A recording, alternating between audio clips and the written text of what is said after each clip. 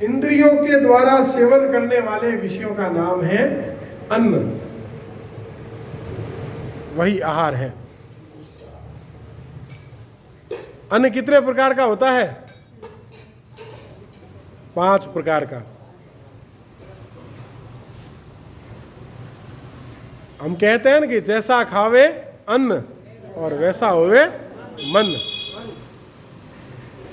तो अन्न हम कहाँ कहाँ से खाते हैं? मुख से जो अन्न खाते हैं। 5 इंद्रियां हैं। मुख के अंदर है जिह्वा, ठीक है, एक कान, नाक, आंखें और यह त्वचा और यह नाक। अब कान से हम जो भी सुनते हैं वह अन्न है।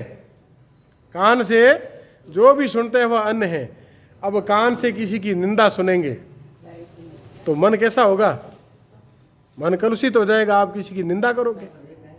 और कान से श्री हरि का यश सुनेंगे, ज्ञान की, वैरागी की बात सुनेंगे तो मन अनासक्त होगा।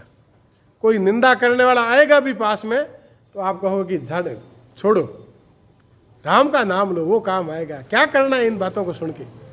बस ये मन के, कानों के अन्न का ये प्रभाव है। आंखों से आप लड़ाई, हिंसा देखेंगे, अश्लीलता देखेंगे, बुद्धि वैसी हो जाएगी। और आंखों से नित्य आके श्री रघुनाथ जी के दर्शन करेंगे, प्रकृति के दर्शन करेंगे, तीर्थों का दर्शन करेंगे तो बुद्धि कैसी होगी? निर्मल होगी। तो ये आंखों का अन्न है। मुख से जो खाएंगे, भगवान ने गीता में कहा ना कि अन्न भी कैसा खाओ, जो शरीर को पोषण देने वाला हो पर विकारों को जगाने वाला नहीं हो। आप ज़्यादा मसालेदार उल्टे सीधे खाओगे तो वह गैस करेगा, गैस होगी।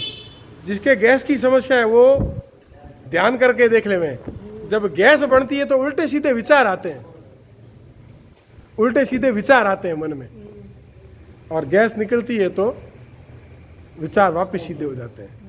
अन्न का प्रभाव मन को प्रभावित कर देता है। और सुंदर और अच्छा अन्न खाएंगे तो मन वैसा बनेगा। गंदगी के स्थान पर जाएंगे तो दुर्गंध आएगी, आप ऐसे रोक लोगे। उस समय विचार दूसरे आएंगे। और श्री हरि को चढ़ाने वाले फूल लेकर के सूंघेंगे तो भीतर परमात्मा की अनुभूति होगी।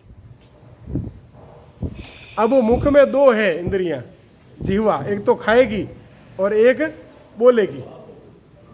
अब आप गाड़ियां बोलोगे किसी को तो आपका मन कैसा होगा? आप शब्दों का प्रयोग करेंगे तो बुद्धि कैसी हो जाएगी? और एक आप श्री हरि के यश का गान करेंगे, भगवान के भजन गाएंगे, श्रीमन नारायण नारायण हरि हरि गाएंगे तो बुद्धि कैसी होगी? तो ये जो इंद्रियां हैं इनके द्वारा सेवन करने योग्य जितने भी विषय हैं ये सारे के सारे अन्न हैं। अन्न की शुद्धि होगी तो जीवन तपस्वी होगा। अन्न को शुद्ध करेंगे तो देह और मन दोनों शुद्ध हो जाएंगे। और अन्न को शुद्ध करना क्यों जरूरी है? भगवान कहाँ रहते हैं? भगवान कहाँ रहते हैं? गीता पढ़ी है, सब कह रहे थे ना। भगवान कहाँ रहते हैं? ईश्वरो सर्वभूतानां हृदय से अर्जुन तिष्ठति भ्राम्यानि सर्वभूतानि यंत्र रूढ़ानि मायया। ईश्वर सभी के हृदय में निवास करते हैं। अब ईश्वर कहाँ रहते हैं? हृदय में। तो ये हृदय क्या है? हमारा ईश्वर का गर्भगृह। और शरीर क्या है? मंदिर। अब आप मंदिर में बासी जाओगे? मंदिर में कोई बासी जाएगा? मंदिर में कोई अपवित्र स्थिति में जाएगा? तो शरीर के अंदर जो भी चीज डाल रहे हो वहाँ भगवान बैठे हैं। भगवान के मंदिर में कचरा डालोगे और यदि मंदिर में कचरा बिखेरोगे तो उसका परिणाम क्या आएगा? ये जो शरीर है ना, ये श्री हरि का मंदिर है। हृदय में भगवान रहते हैं। तो शरीर में वह चढ़ाओ जो प्रसाद होता है। शब्द सुन शरीर में डालना है, कान से कोई चीज डालनी है तो हरि का स्तोत्र डालो, हरि की कीर्ति डालो। मुख से कुछ गाना है तो हरि के यश का कीर्तन करो। सुगंध लेनी है तो फूलों की लो, गुलाब की लो, कमल की लो, चमेली की लो, चंपा की लो। आंखों से देखना है तो श्री हरि की विग्रह का दर्शन करो। और हरि का दर्शन कहाँ करेंगे? भगवान कहाँ है? भगवान कहाँ पर है? भगवान का दर्शन कहाँ करना है? सिया राम मय सब जग जानी, करहूं प्रणाम जोरी जुग पानी। यह सारा सकल संसार प्रकृति और परमात्मामय है, सिया और राममय है, ईश्वरमय है। यह तो देसी भाषा है तुलसीदास जी की भाव की। और ज्ञान की भाषा करनी है तो यजुर्वेद के 40वें अध्याय का पहला मंत्र कहता है, ईशावास्यमिदं सर्वम यत् किंचित जगत्याम जगत। यह सारा संसार परमात्मामय है। मेरे हृदय में राम रहता है तो सबके हृदय में वही तो राम है। और जब राम निकल जाता है तब क्या करते हैं? मिट्टी को ले जा करके तिली लगाओ फटाफट, दाह संस्कार करते हैं। अब निपटाओ। भीतर राम है, वही पूज्य है, उसी की आवश्यकता है सभी को। तो सारा संसार राममय है, तो सभी से वैसा ही व्यवहार करो कि सामने साक्षात राम बैठे हैं। और भगवान गीता में क्या कहते हैं? विद्या विनय संपन्नो ब्राह्मणों गवि हस्तिनी। जो विद्या और विनय से संपन्न ब्राह्मण है, साधारण ब्राह्मण नहीं, विद्यावान।